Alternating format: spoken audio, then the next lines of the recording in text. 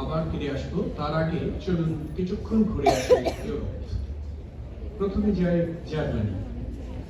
Nazi অত্যাচারের স্মৃতি লাঞ্ছিত একটি গান, যে গানে প্রকাশ পেয়েছে মুখ বা জনশূন্য প্লাবন ভূমিতে মাটি খননের কাজে বাধ্য বন্দী শ্রমিকদের মাতৃভাষা ও মাতৃভূমিতে ফিরে যাওয়ার আরতি। আসছেন আমাদের জার্মান বিভাগের ছাত্রছাত্রীরা। আজ আন্তর্জাতিক মাতৃভাষা দিবস।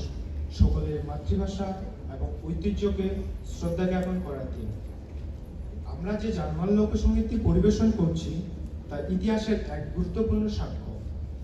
1933 সালের নাৎসি শাসনকালে নাৎসি মনোভাব বিরোধী বিভিন্ন দেশের বিভিন্ন ভাষার লোকেদের কেবলমাত্র পরিচয়গত ভিন্নতার কারণে বন্দি শিবিরে আটক করে রাখা হয়।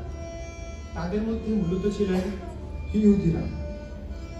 উত্তর জার্মানির দুর্গের বন্দি শিবিরের বন্দীদের নিকটবর্তী মোড় বা জনশূন্য বিস্তীর্ণ প্লাবনভূমিতে জোর করে মাটি খননের কাজে পাঠানো হতো।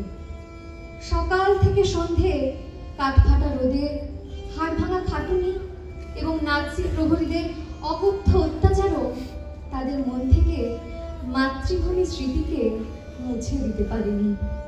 গানের শেষ অবধিও তাদের মন থেকে আশার আলো নিভে যায়নি।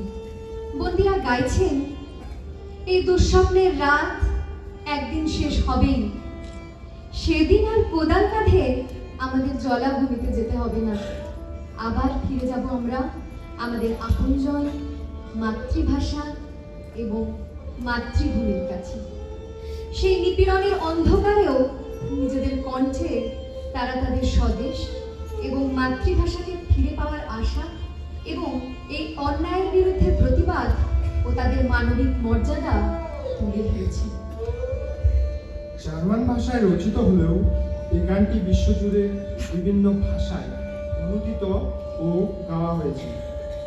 এর মাধ্যমে আমরা দেখি ভিন্ন ভাষা ও সংস্কৃতির মানুষও একই অনুভূতির সূত্রে একত্রিত হতে পারে।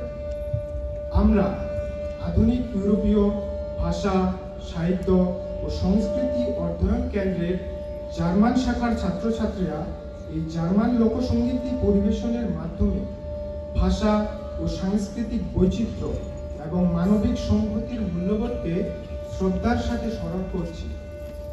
ভাষা ভিন্ন হতে পারে, তবে আশা, সংগ্রাম এবং স্বাধীনতার আকাঙ্ক্ষা সার্বজনীন।